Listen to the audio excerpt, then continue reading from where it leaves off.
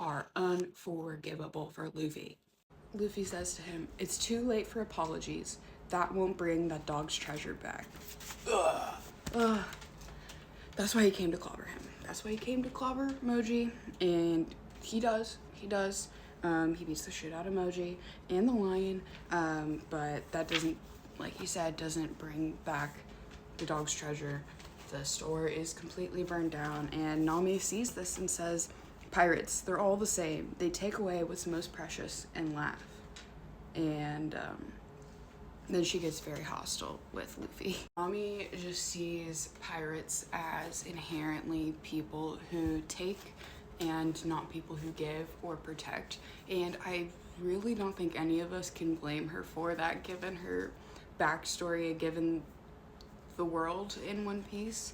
But yeah, it's interesting to see her negative interpretation of pirates imposed on Luffy in these early chapters, because that very much goes away and he redefines pirates for her and for like a lot of people. So I really like that line in there. So as Luffy returns from the fight, Nami is clearly taking out a lot of her pain and frustration on Luffy, her frustration with her existence and pirates and their presence in this world and the impact that they have.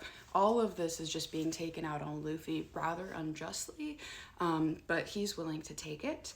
And as he's walking back, he holds a box of dog food and gives it to Chocho and says, "This is all I could save." Chocho grabs the dog food, walks away looking very dejected. He's finally leaving the store after all of this time, and it's under these conditions. And he looks very sad, but before he walks away finally, he turns back and he gives Luffy a couple happy barks. And Nami is obviously happy to see this as well.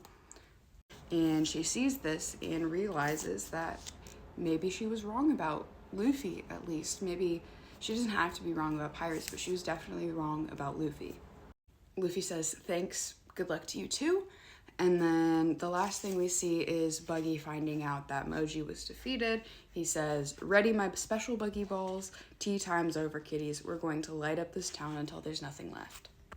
That was the end of Chocho's story, and I will see you in the next part when we really start getting into some fighting.